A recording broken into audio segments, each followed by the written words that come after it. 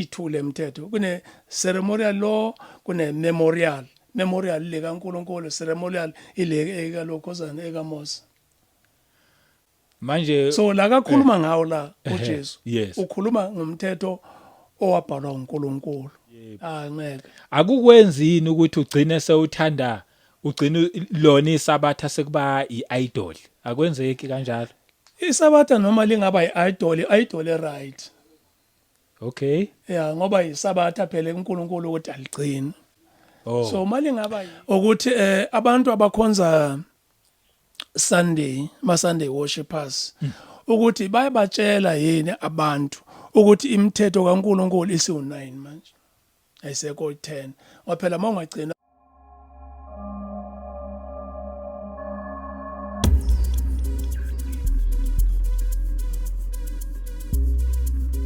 yena ngimtshele ke lapho ke umfundisi istory sami ngimtshela istory sami angibuke umfundisi angibuke kanje xoxe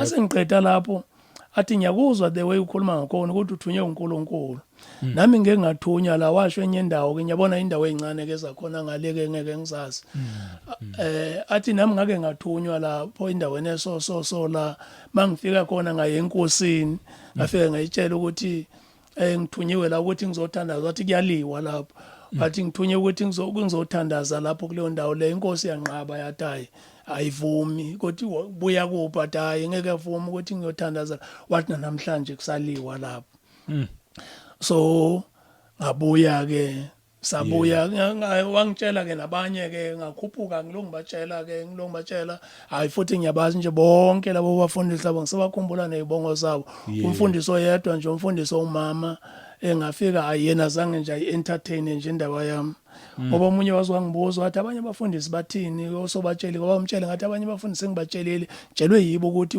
ukhona umfundisi laleli khaya wathi bathini ngathi ngibatshelile nje information kodwa ke ukuthi bona bathini angazi yebo so lo mama ke cha yena zange nje ukukhuluma nje amathi ngiyabonga baba kulungile ngahamba hayi ngayihambela ngoba ngidlulisa imessage mina angisho ukuthi manje uzokwenza yini lokho engutshela cha akusumsebenzi wami lo yes so i-story zona ziningi nje impela nokuthi uNkulunkulu akafuni futhi lapha emvuselelweni yes uNkulunkulu akafuni amakhandlela ukuthi masizothandaza silayita amakhandlela ngaphandle kuba masolayita amakhandlela ngoba mhlambe kunesidingo ngempela ngoba kumnyama kuzosetshenziswa amakhandlela vele hayi ngoba ushoniwe ngoba sinaleyo nto leyo ukuthi makushona umuntu kumele kulayitwe amakhandlela so uNkulunkulu izinto angayifuni lezo so siselaphi lokho zinemvuselelweni lifike lele phupho ukuthi uNkulunkulu akafuni ukuthi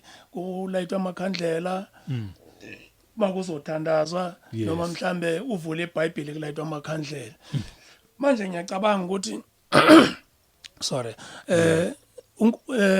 ngoba everybody must makushone ukulayitwa amakhandlela benze njani ngifuna ukumbuza ke lo mfana ngoba ulokhuzana umfundisi lo kwakumfana nje kwakumuntu nje osemusha elabo 32 years yes ethi ngizombuza masiphuma la bese ngiyambuza ukuthi manje mfundisi nenze njani umfundisi wafika washumayela ngayo indaba amakhandlela washumayela ngayo equote iBhayibheli ukuthi wayikhotha kuphi ngoba I was not interested wakhuluma wase wathi masifika mangabe kunomunye sikhonza naye oshonelwa umuntu ongakhonzi nathi siyaya lapho kodwa sifike sibatshele ukuthi sicela bacishe amakhandlela mabe ngacishe amakhandlela sithatha amabhayibheli ethu siqoqe sihambe yes so njengoba ke uNkulunkulu washo ke khona manje nje la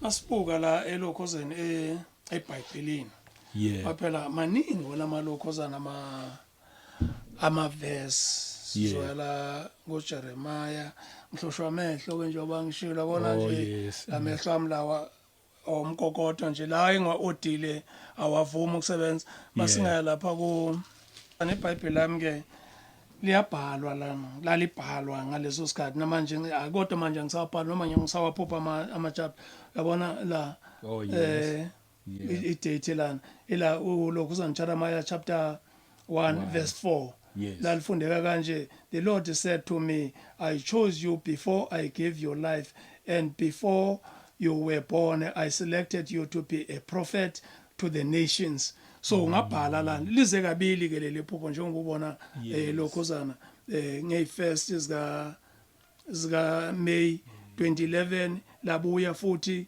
ngey5 zika November 2011. Oh yes. So njengoba yes, ngangiloko yes. ngilokhuzana ngisokolisa ngitrayisa luzofika la ulokhuzana uJeremiah chapter 1 verse 7 uyelo 9 nawo amadate akhona. Yeah. Idate akhona mabili nawo wabuya kayi2 ngaze ngathi mina awu again njengoba ngibhalile lana nawo amadate akhona. Lokho ngiphupha ukuthi ngizokwenza Yeah. lo msebenzi njengoba ngiwenza njengamanje. Oh yes. Oh ngiyakuzwa. Ngicela ukubuza ukuthi ithini exactly imessage owayinikezwa? Angizwa. Exactly message yesabatha yayithini mawuyinikwa ukuthi idlulisa le message? Ukuthi yayithini Exact words nje mhlawumbe ukuthi wathini uNkulunkulu ngali sabatha yini? njengoba ngisho ngithi kwathiwa ngitshele njengoba ngisho ngithi la iqala khona phela ngithi iqala lapha koBishop.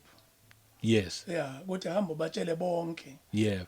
oBishop labo ukuthi uNkulunkulu uthi ufuna ukukhonzwa ngeSabatha. Okay. Yeah. Oh kwakuphelela lapho nje. Yeah. Oh yes. Yeah, so manje nabanye nje kuloku ngitshelwa njengoba ngisho ngithi kwathiwa utshele nomncane nomdala even a grey haired person umtshele naye ngeSabatha. Yebo. So ngiloko ke information wona iningi is very scattered. Kodwa ke mawungafunda lapha kuyilokhosana kule incwadi le uzothola lapho izinto eziningi ukuthi uNkulunkulu futhi akafuni ukuthi abantu besifazane babe abafundisi. Akafuni abantu besifazane ukuthi balide amadoda. Yes. Yes.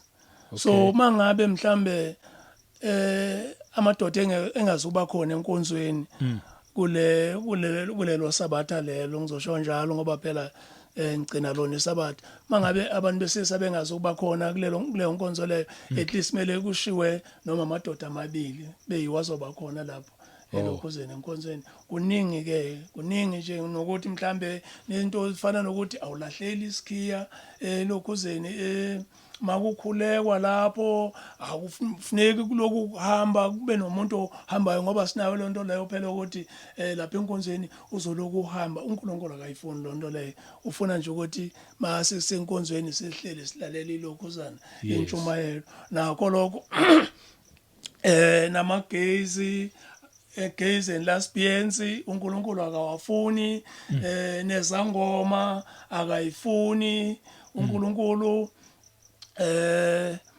nazo lezi zinto lezi ezokwenza lemgidi lezi ezokuhlaba lezi uNkulunkulu izinto akangayifuni zonke lezo ukuthi kuloku uthiwa ushonilwe lapha like umkhulu sengiphupha umkhulu wami owashona nini ulambile uyagodola ngapha ungenzela inhlanhla sokumele kuyohlatshwa akazifuni lezo zinto lezo uNkulunkulu ngoba zonke lezi zinto lezi yilokhozana zingama idols uNkulunkulu ithixo yeah lezo zinto lezo ngoba uthi uNkulunkulu la kodwa ke lela akusivese ngaliphupha la kuDeuteronomy uthi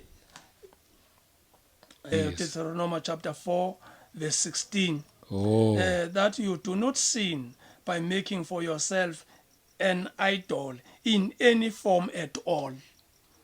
So manje sinokuthatha ukuthi abomkhulu bethu laba nabogogo bethu laba in any form at all.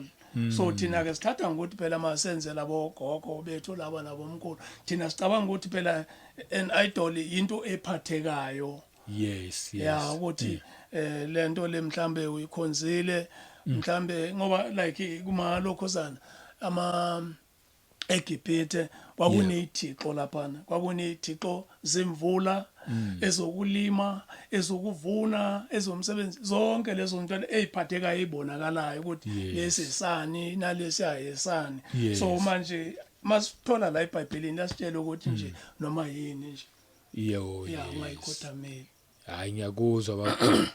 Khona manje ukhonza kuphi?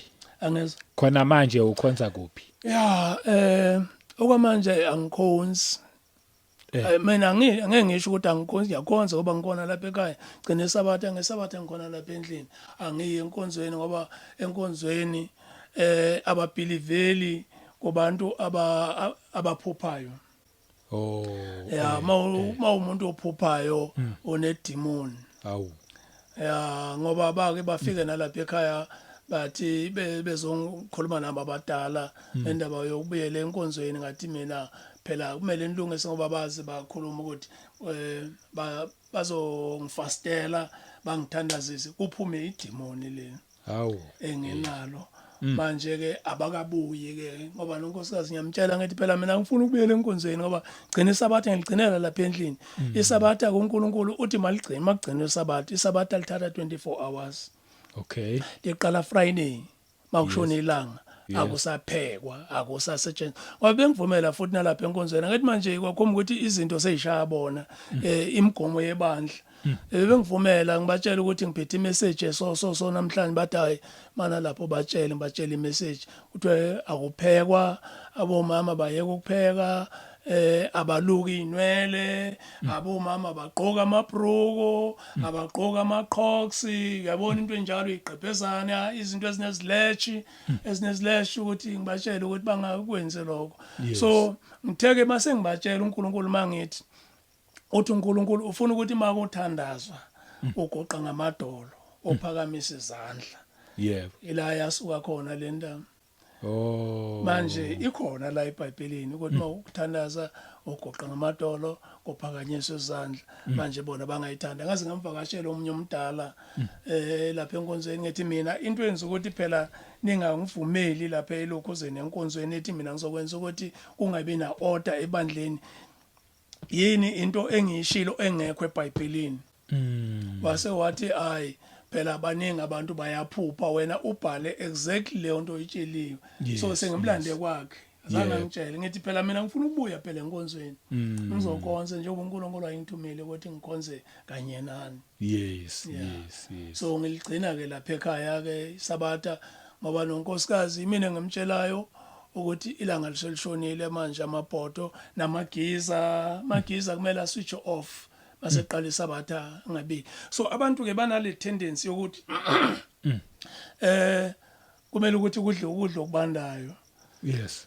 asithi mhlambe Friday ukudla ngeke kudle ukudla okubandayo ngeke uhambe uyopholisa ukudla into uNkulunkulu akakhala ngayo umlilo ukuthi ungaqhwezi mentshisi ngesabatha njengoba lisho iBhayibheli lapha ku Exodus chapter 35 verse 3 Yes. ukuthi awuqhwizi mentshisi ngesabatha so nelokhuzana negiza you switch it off eyami nje nebutton igiza makufika ilokhuzana makushonilanga vele ngiyipress off so nonkosikazi vele acisha itofu lapha ukudla kusabile lapha yana ngoba into engafuneki umlilo bese ku switch off Yes. until manje mina ke ukudla kwami Saturday yabona njengoba liguqubele lina nokona izolo kusho ukuthi ngivele ngidlela ama fruits njani kudla angidli ngoba manje kusuke kubanda kuphuma efridge kodwa libalele ilanga ngibeka ngaphandle ya kudla kwamhlala lapha ngaphandle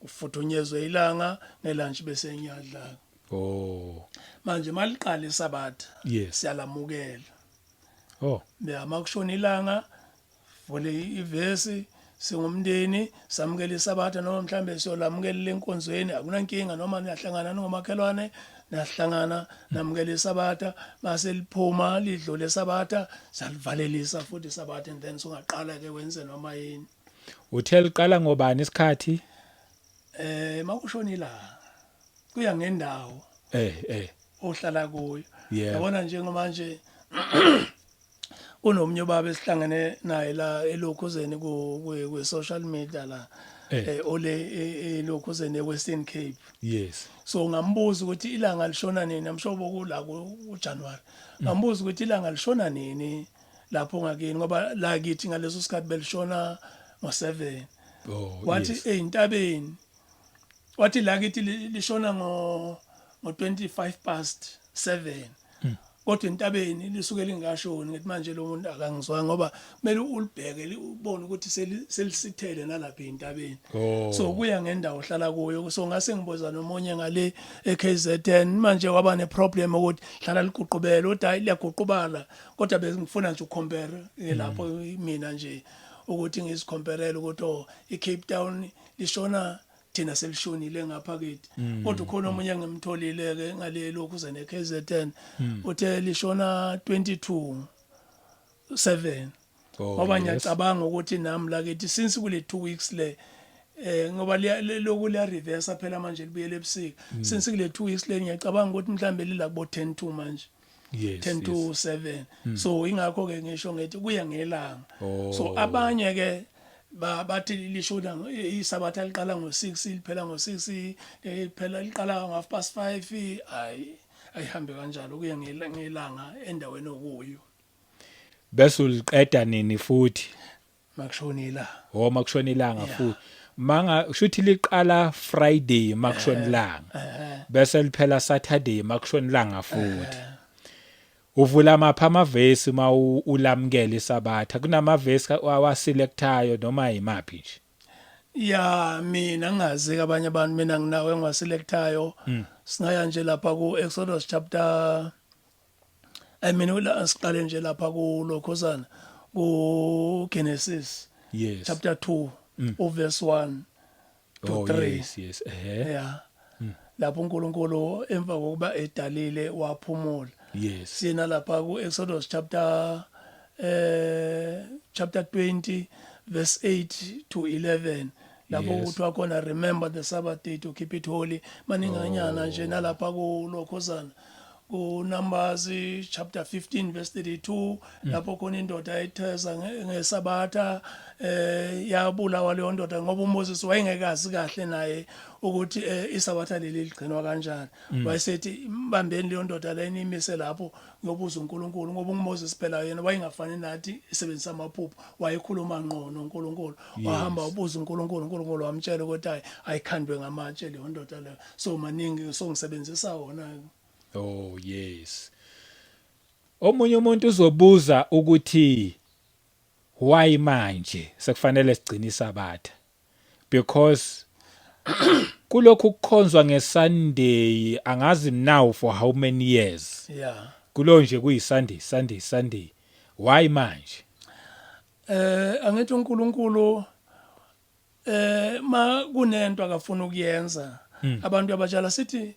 nje lapha ku Amos chapter 3 verse 7 uNkulunkulu kusho ukuthi makeza kwenza something uqale asebenzise abantu exwayisa abantu bakhe so okunye lokho uyakuyeka nje uNkulunkulu ingakho lesho iBhayibheli lapha ku Acts chapter 17 verse 30 ukuthi uNkulunkulu izono zobomnyama uyayithalalisa okay yabona manje abantu babesebomnyameni ngalosikhathi bedodwa amaRoma kodwa amaRoma yiwa afaka ilokhuzana esabatha futhi ayavuma kaMaroma ukuthi iwona afaka ilokhuzana eSunday mina ashintshe isabatha alishintshela kweSunday first day of the week yes hey manje ngoba thina sikwi-new covenant ngiyazi kuzoba nalowo mbuzo isabatha liyakhonzwa yini na kwi-new covenant kwi-new testament ngoba engathi kakhulu livela kwi-old testament thina ke ngoba sesilandela uKristu ngapha kwi-new testament nakhona lisasetshenziswa lengasiphendula iBhayibheli yes lengasiphendula iBhayibheli lapha encwadini yezenzo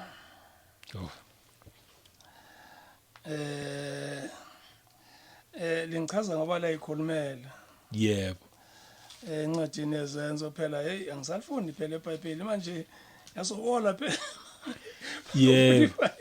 washo wathi inkinga amehlo mehlo manje iBhayibheli alifuni ukuthi uhlale isikhathi eside ungalifuni lapha incwadi yezenzo chapter 13 aselapha 13 masuka ku13 sizoya lapha kuzenzo chapter 17 verse 2 ake singene lapha ku13 okay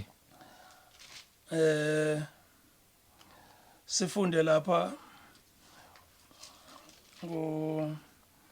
asifundele lapha ku verse 42 no 44 42 no 44. yeah Okay. chapter 13 Ithi la kimi ku 42. So when the Jews went out of the synagogue, the Gentiles begged that these words might be preached to them the next Sabbath. 44. yes On the next Sabbath, almost the whole city came together to hear the word of God. uJesu Okay. wayeshonile ngalosikhathi wayengasekho uJesu angithi Ubese wafa wavuka wahamba. Yes. wayengasekho ngalesikhathi phakathi Yes, kwawo yeah. selapha ku 17 verse 2 yabona ke la ngizothanda ukuthi ngizocela ukuthi usifundele lona ngesizulu Oh, ya ngilithanda kakhulu lapho libeka kamnandi lapho ngesizulu okay. yeah chapter 17 verse 2 Ithi ku verse 2, kepha uPawuli njengokwenza kwakhe wangeza kubo, waphendulana nabo amasabatha amathathu, ethathela emibhalweni. okay I'm sure siphendulekile ke man Okay. Manje wavele wakhansela imbuzo eminingi enginayo. angezwe Wakhansela imbuzo eminingi enginayo. hayi ukuthi leyiphendulele Oh yes. Oh yes. Hey, mhlambe ke nje sengiya-add cause someone futhi angabuza umbuzo othi thina silandela uJesu and uJesu uyinkosi yesabatha. Manje why sekufanele sibheke usuku kanti yena uJesu yena self uyilona isabatha. Sithini lapho? manje ngiba nenkinga ke mina ke lapho ke abantu abakhonza Sunday mabezothi babheka usuku ukuthi bona bakhonza Sunday usuku phela nalo lona babheka usuku la Sunday ukuthi so Sunday sihamba sokhonza ene Okay. uJesu makethi uyinkosi yesabatha akasho ukuthi isabatha lingabe sagcina Okay. ngoba nakho phela nangu nabo lokhoza nabo Paul sathola lana ene uJesu lapha njengoba bengifuna ithintwe uwe ke le ndaba ngoba yaqalwa uwe ngalela langa uyilokhuzana uMateyu chapter 5 Yes. ya kodwa ke akusenzekanga kanjalo ke Akunankinga yabo. ake sithole ke la uMateyu chapter 5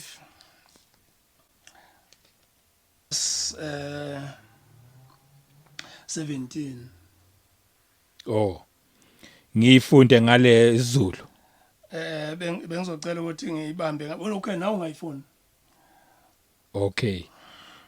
Matthew 5:17 ithi ya imnandi futhi ngesizulu ya Okay. imnandi lapho ngesizulu ningathi ngize ukuchitha umthetho nabaprofeti.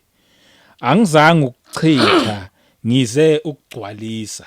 yes 18 ngiqhubeke. na Oh, sibambe okay. lapho kodwa akazange ukuzochitha Yes. umthetho Nabaprofeti, nabaprofeti yes. kodwa uzokwenzani Uzogcwalisa. ya manje lokugcwalisa lo uthini lokugcwalisa lona what does this mean gcwalisa uzogcwalisa Akusho ukuthi yena uJesu yena uyena ke manje ongena espaceni manje.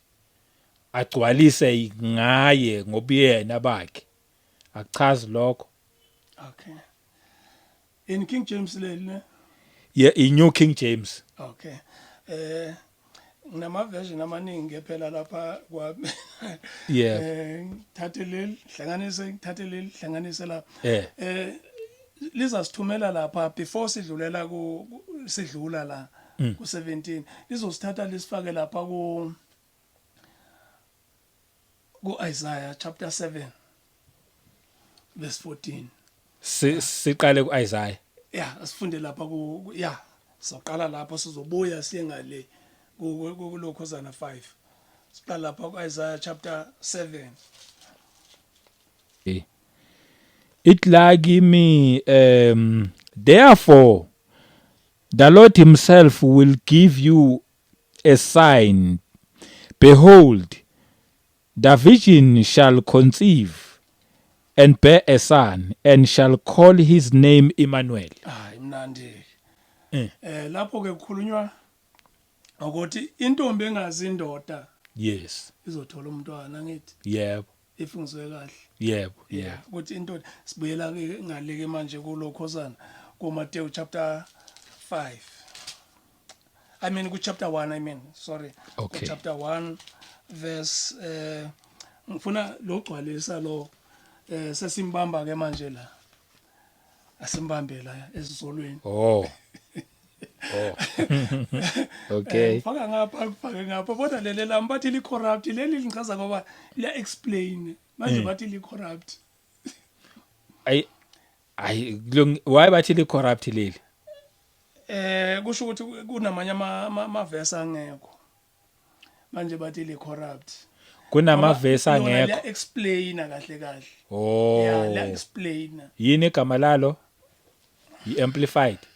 Oh, good news. Yeah. Oh yes. Ngichaza ngoba liya explain ngoba nelokhuzana nesabatha leli lilibeka licaca bona masiya lapha ku John chapter 19 verse 31.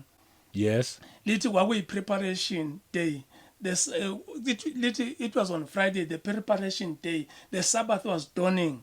Manje amanye amabhayibheli awachazi ukuthi kwakuzoqalisa kwakuyi Friday. Yes. Yeah, lithi nje okuyi preparation day. That's why water wehliswe lokhuzana idumbo lapha ya.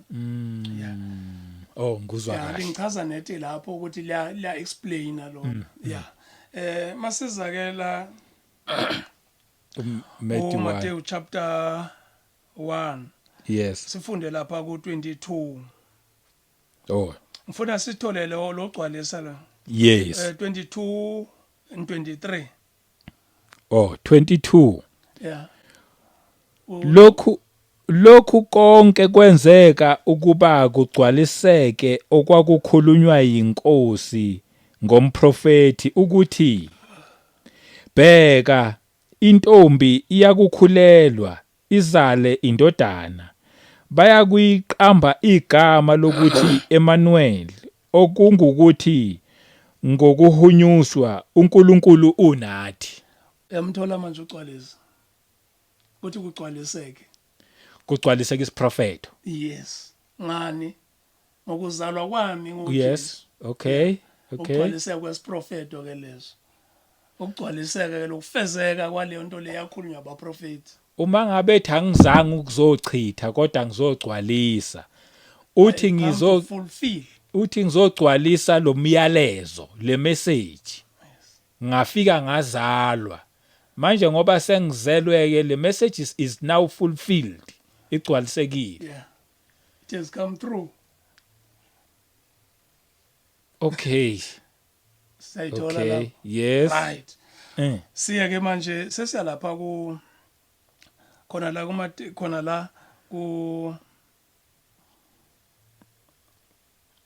sengophe manje. Oh, siya lapha ku 5. Sibuyela lapha ku 5. Chapter 5.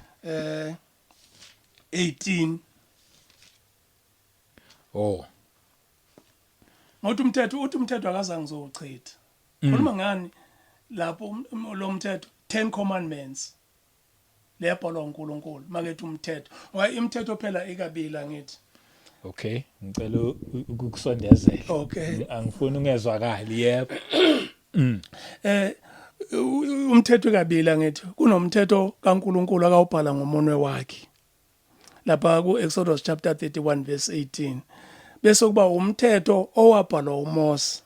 uNkulunkulu akathi akawubhala encwadini mase lapha ku Deuteronomy chapter 31 verse 9. Okay. So ithule imithetho kune ceremonial law kune memorial le kaNkulunkulu ceremonial ile ekalokhozana ekaMose. Manje So la kakhuluma ngawo la uJesu yes. ukhuluma ngomthetho owabhalwa uNkulunkulu. Oh. Loyo owabhalwa uNkulunkulu uyalandelwa ngenkani. Awushintshi. Awushintshi. Yeah. That's why masiya lapha ku kumahubo chapter 93 verse 5 lethi God laws are eternal and holy. So khulunywa ngalo kaNkulunkulu lapha khulunywa ngalo. Okay. Yeah. So manje sithole ke lana All right.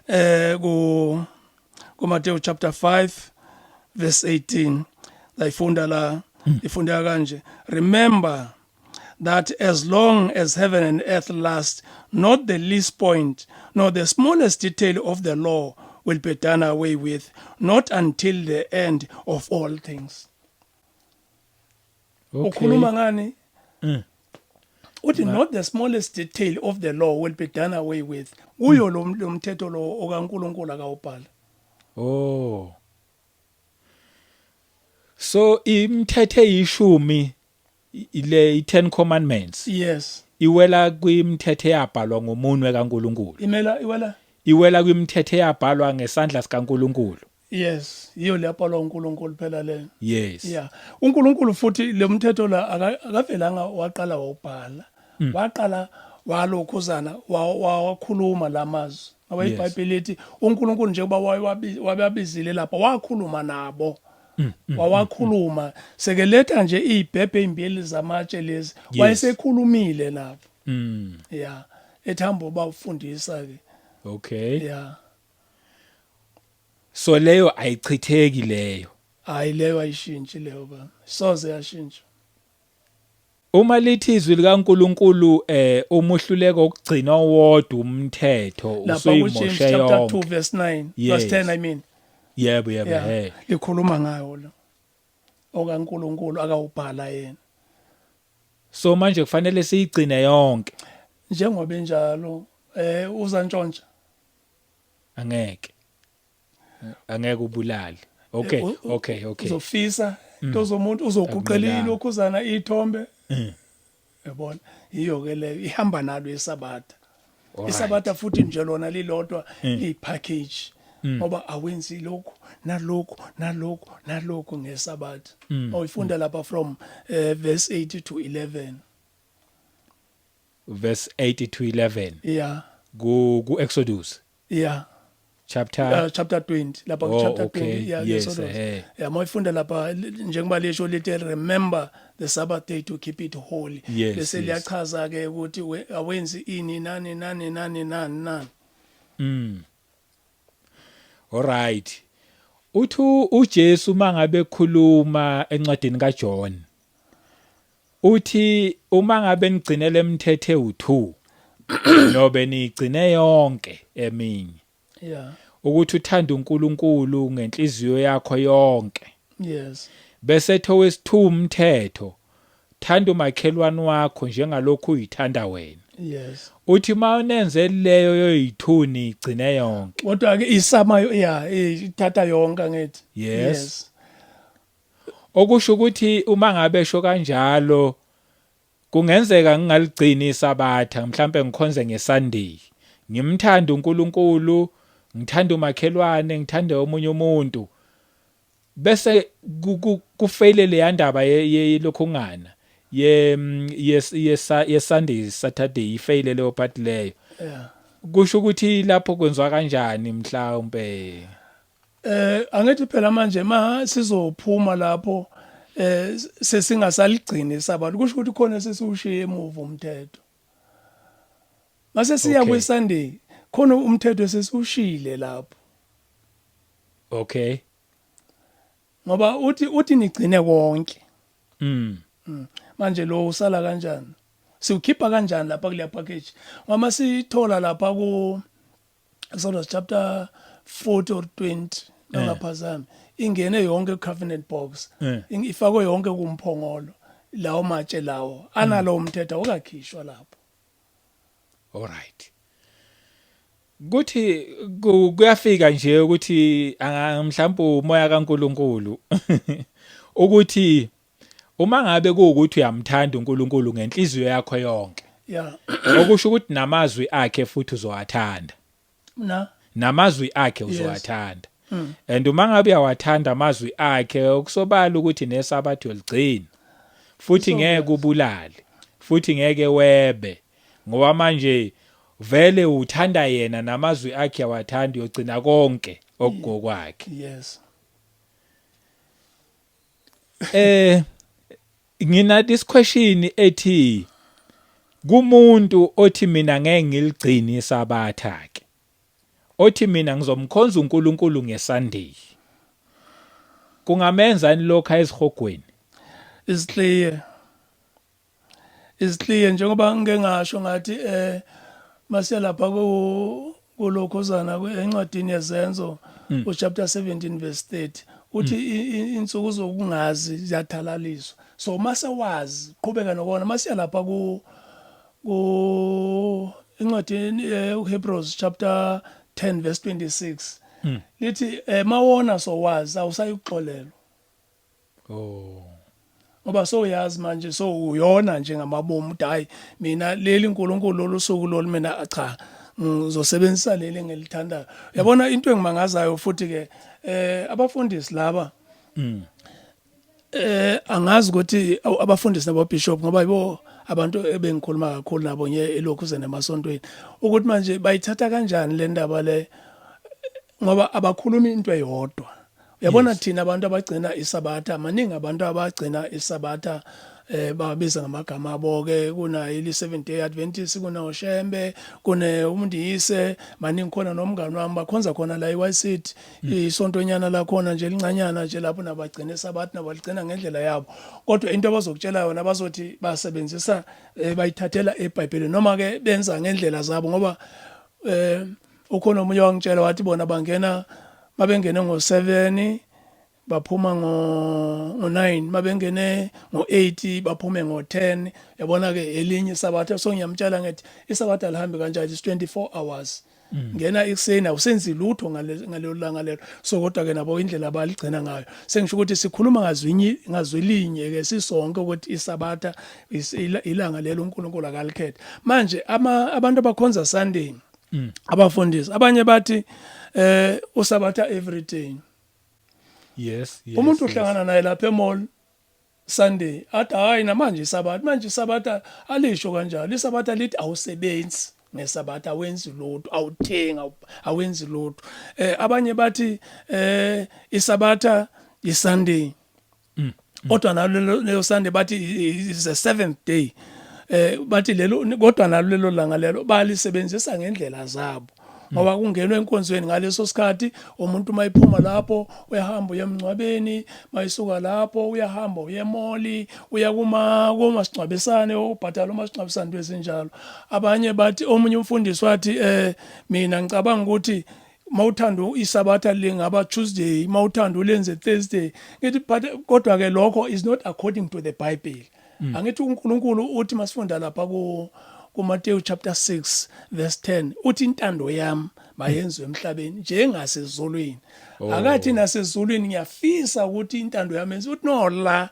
ila ifisa khona ukuthi kwenze intando yakhe ngoba ezulwini yenziwa already. Oh yes. So asikwazi ukuthi sichoose elinye ilanga phela masifunda lapha encwadini kaMshumayeli yebo chapter 12 verse 13 lithi human beings are created to serve God.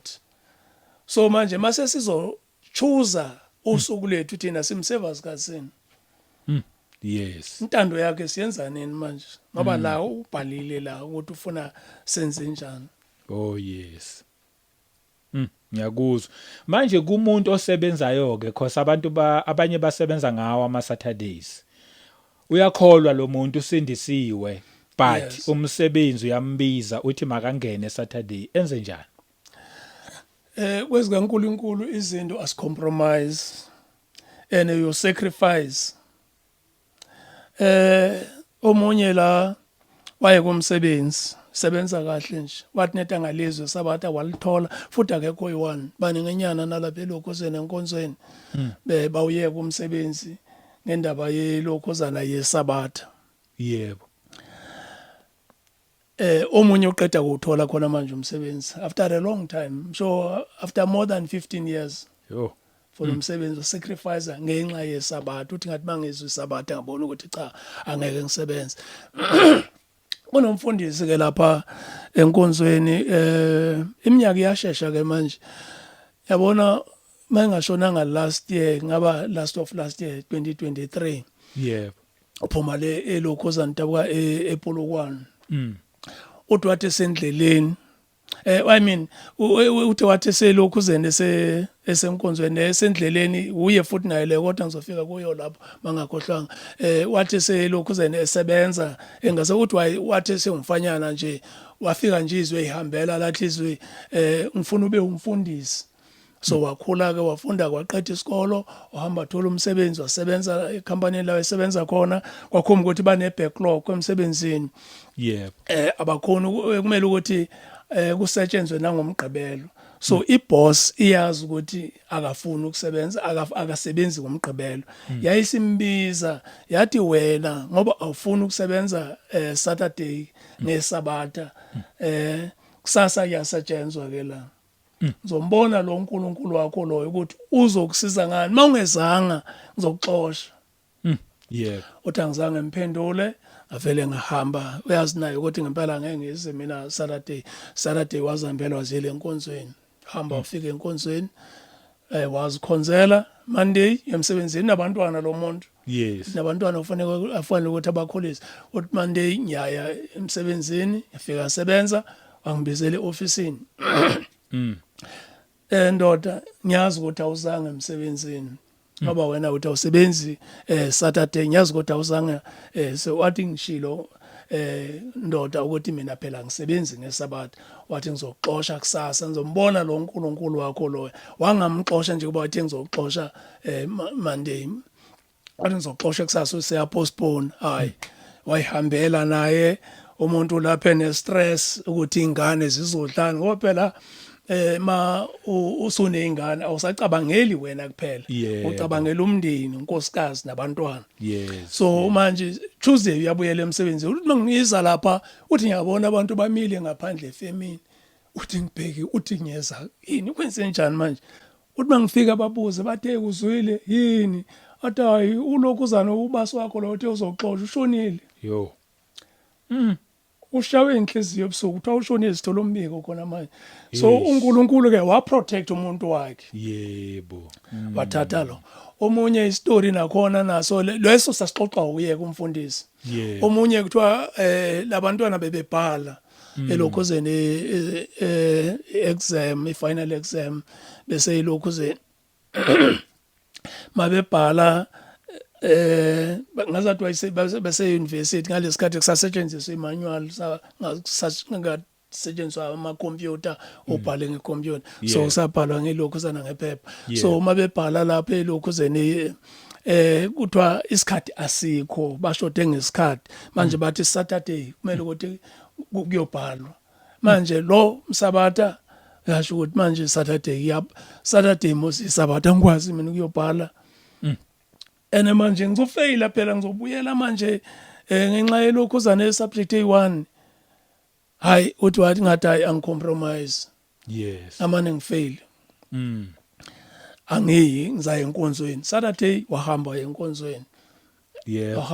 bahamba abanye babhala beza lapho mase beqeda kubhala kuthathwa iscript kuthathwa neregister lena sifake ebhuthini uyahamba ulokhuzana lo uhamba naso fika endleleni abanje inkunzi bambe inkunzi babethi thathi isikhwama sakhe lesi sine script nelokhuzana neregister hamba lahle bamyeka wahamba ngemoto sihambile lelokhuzana information yonke akusena inform neregister ayikho ukuthi ubani obekhona ubani obengekho kwavele kwa announce kwathiwa laba kumele babhale Saturday baphase bonke yebo ngoba protector uNkulunkulu lo wakhe yes so indlela zikaNkulunkulu uyazenza lezi indlela zakhe lezi uyaprotector omunye umshumayeli khona lapha enkonzweni usebenzele eVelcom every weekend kodwa uyabuya uyafika lapha uthi mayilanga sesibukeng uthi imvula yana ngalelo langa lelo usebusuku kumele azoshumayela futhi the following day kuzoshumayela uthi ngisitake lapho ngemoto ngibasade ngithi uthi kwavele kwaqhamuka nje indoda la uthi izindlu esibuke kulapha ya so yena uza ngelogozana nge-freeway nazi izindlu lapha uthi kwavela waqhamuka indoda la yabuza ukuthi in problem uthi uvulile imoto la yafika yacheck uthi yafika yathi hayi nami nginayo imoto esoso yafika yachecka uthi yathi ihamba yostart uthi afike start ebusuku uthi wangabo 12 uthi kufike ngistart ixishum imoto athi hamba izofika ulo muntu wanyamalala samboni ahamba uthi yafika stake egate Hawu hey akusasovuka hamba enkonzweni so ngisho ukuthi uNkulunkulu mawu serious uyakuvikela ngathi nje nami ne laptop lapha endlini ne laptop lena ngayithengela iyo lengisiza ukuthi ngenze umsebenzi kaNkulunkulu le laptop le ngayithengela trade kwenza trading so bangitshela ukuthi ke trading bakuzamele ngimele laptop so ngizaya ke lapho ke elokhu senedropeni bangitshela ukuthi ngifike nini kumele ngibhadale imali ngabhadala leyo mali leyo yokutrainwa ngiye lapho during the week ngambe nomonya ngazi nithi siphela nge laptop mina ngecomputer kumnyama nje so ngale emsebenzini bathi basise train kwi training manje ukhomba ukuthi basibambe ipromotion bangaspromote bezostraina mahala nganqaba ngathi cha kanti ngiyazibulala yazi ngesikhathi uthi wena uzwiswa labo ubhlungu ngathi uyazibulala ekugcineni ukusafara wena manje kumele bangifundise lapho so ngihambe nomnyaka umngane wami sike lapha asifika lapho bafike bamfundisi bamtshele ngithi mina wena bazofundisa wena besutshela mina uzofundisa mina ngoba sindawonye elokushini hayi engabe nankinga bamtshele bese bethi ke bona ke ngibhadala 15,000 la bese bethi ke bona ke as train during the week trainer only Saturday ngimtshela umngane wami ngedayi ke phelile ke indaba yalapha yana angeke ngiye ngesabatha ngizobe ngisesabatheni ngesabatha lo mali engene etrainini awunandaba ufone ke omunye osebenza lapha umfo ekhalati lapha angifonela athi indoda phela ukhokhile lana ngithi phela manje ngatrain during the week ngesabatha bena ngeke ngikhona athi no uzoza nje kuseni ubusuyahamba ngithi cha ngesabatha ngeke ngisenkonzweni yebo athi ngizoza kwakho wow akahlali lapha elokhozeni elokushini uhlala ngale somewhere ngale eRoadport emalokishini amakhalati lapha wathi ngizofika kwakho nginike direction weza ngedirection every day mayishayisa emsebenzini ozendlini azongifundisa ilokhuzana i-trading ngafunda ngakwazi nokufaka imali nokukhipha nokwenza yonke into ayisihlukana wow ngoba ngavele ngathi nje no uNkulunkulu ubheka wena ukuthi are you serious na yeah hey ngiyakuzwa i-topic le impela nje eserious ezothinta abantu kakhulu angezwa i-topic eserious nje impela le abantu abaningi balidinga ulwazi kakhulu so nginesicelo la sokuthi mhlawumbe uma ungaphinda ubuye kodwa ke uzoyichaza ke manje le ndaba yesabatha from uqalwa kugcinwa ini akugcinwa ini kuze kufike la mhlawumbe siliqeda khona ngeSaturday ntambama nje sibheke nje leyo party kuphela nje ngalelo la ngisho ukuthi singabheka leyo party phela ngoba kuzamele sifake nokunye phela khona okunye okusalile like indaba zokunikela nje ngoba ngangafuna ukunikela kuleyo nkonzo angikhonza kuyo before ngiye lapho yebo so singayiveza nayo le ukuthi bayithola abantu ukuthi ngoba kakhulukazi ihambelana nokunikela kwabanye abantu bathi cha ukunikela akusanikelwa abanye yabona nje indaba zokunikela nje bathi hayi makwenzekile nje imali yami mina ngiyayithatha ngisebenzise kanti uNkulunkulu uyayifuna indaba zokunikela so makungenzeka ukuthi siyahlangana futhi mhlambe ke singafika nasendaweni ezifana lezo mhlambe nokunye yes Nkosi mayivumile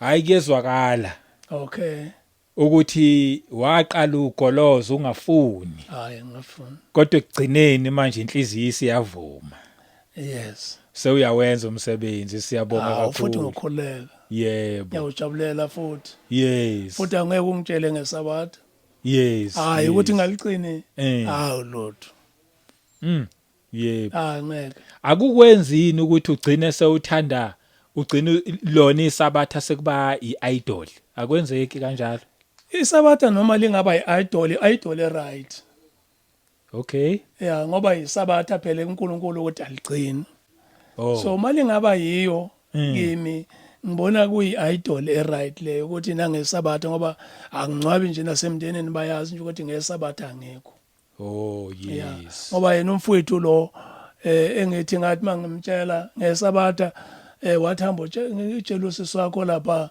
washona ngabacela ukuthi ngicela ukuthi ningangcwabi Saturday at least akancwatshwe noma ngaleyo phosuku wakhomba ukuthi akuvunyelwana ke lapha ngisange ngibe khona emncwabeni naye oh yes ngoba ngesaba uNkulunkulu yabona uNkulunkulu uma ekhulumile into waze wayithola wena ungabe saphikelela uqhubeke nokwenza okwakho ngoba izinto ngeke zikhambele kahle ngithi nje for example uNkulunkulu uthi singaphuzi izinto ezine acid okay like nabo vinegar labo singabaphuza so ngisebenzisa ke ngiphuza i-cold drink ke lapha endlini bona labo Sprite abo Coke hayi Coke ngangasaphuzi vele ngoba enkonzweni kwasokushunyayelwe ngayo ukuthi i-Coke ingaphuzi abo Sprite nabo Fanta uyabona zonke nje lezo zinto lezo yes lama cold drink lawa ane acid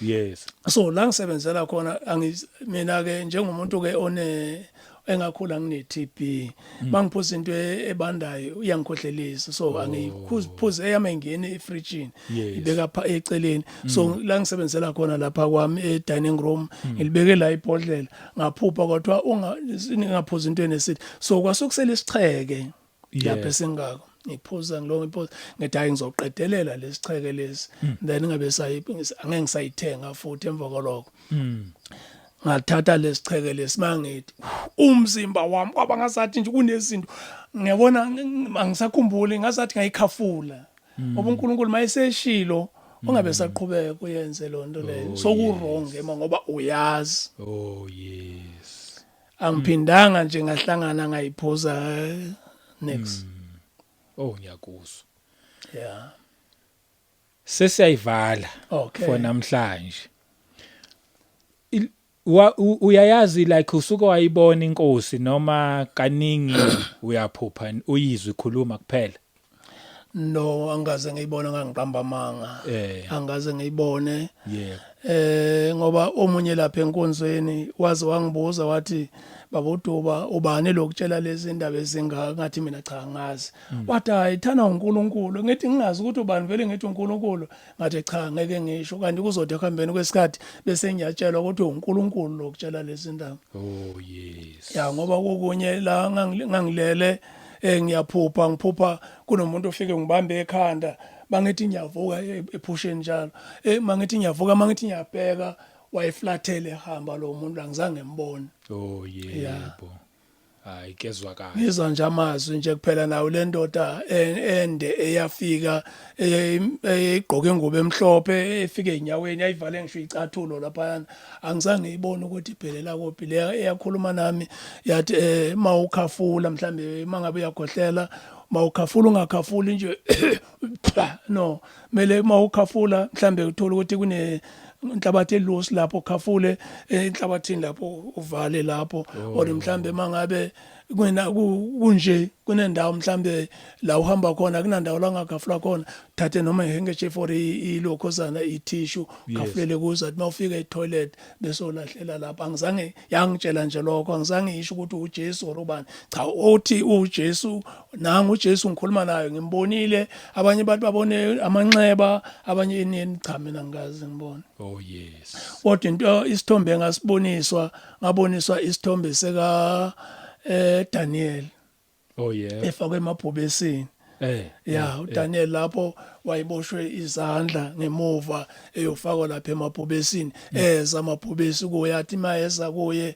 ajika futhi kodwa mase beyumvalela lapha ngizangibone kwathiwa uDaniel ke loyo ngoba nendawo leyo uNebukadnezar akayenza ngayitshelwa naye ukuthi indawo engakanani kwathiwa i3 square kilometer ubukhulu bayo kuleyo ndawo kwakuthe bayokhothama kuyo. Oh yes. Yeah. Hayi siyabonga kakhulu. Yeah, kodwa ke yeah ngizaba nelokhuzana nombuzo la nami ukuthi abantu abakhonza Sunday worshipers ukuthi bayabatshela yini abantu ukuthi imithetho kaNkuluNkulu isiwu9 manje ayisekho 10 ngoba phela mawungagcina lokusho ukuthi kugcinwa 9 ukuthi bayabatshela yini ukuthi no sokuyi9 commandment akusese10 if manje bathi no imithetho kaNkuluNkulu ise intact say10 commandment kungani ongagcinwa lona. Oh yes. Umbuzo wami lona. Ngiyakuzwa. Hayi ngiyakuzwa. Yeah. Hayi siyabonga. Okay. Siyabonga. Kubabukele ekhaya ngizothi nje nizwile yonke imessage. Mina ngakusho kumuntu ongakamamukeli uJesu abe inkosi nomsindisi mthathe abe inkosi nomsindisi wokuphila kwakho. Uyokuhola kuko konke akuhole kulona lonke iqiniso and ngeke azakushiye futhi ngeke azakulahle. Mthathe akukho kunye ukuphila ngaphandle kaJesu. Ubaba ukhulumile la imessage uyizwile siyithola nathi le message ngoba samukela uJesu manje sekufanele siyilandelele. Amazwi akho okugcina ke nje for now. Amazwi ami okugcina ngasho ngithi abantu bangayi ngokuthi mina ngibuya kuphi bengiphila impilo abathathe lokho engushoyo ngoba engushoyo akuphumi kimi ngoba ngokuya kube mhlambe kuthiwa kuya ngami ngaba ngikhonzi kodwa manje ngoba uNkulunkulu uyo wangibizela lo msebenzi ukuthi ngiwenze njengoba sengishilo namaverse la kuJeremiah la kade ngiwaquote ukuthi manje sengikwenza lo msebenzi njengoba uNkulunkulu wayesho futhi kimi that time angitshela ukuthi uza kubo bonke abantu enguthuma kubo it didn't make sense ukuthi manje obani laba bantu engizoya kubo ngithi ke baligcine ke isabatha abantu bangalingabazi ngoba uthi uNkulunkulu alisoze laphela singakhuluma nje kuningi nje kuya nalapha kuJeremiah kuEzekiel la esho khona ukuthi abantu ngizobaphawula ngesabatha ukuthi bagcine isabatha. Oh yes. Asibonge kakhulu babuduba. Okay baba. Inkosi kwenze kahle uqhubeke ukwenza umsebenzi ngokubizo lwakho. Sibonga kakhulu. Asiphinde futhi babukeli nani nginibonge kakhulu mawubukele wazwafika la inkosi ekugcine kubusise. Asiphinde sihlangane kwivideo elandelayo ngomusa wenkosi. Amen.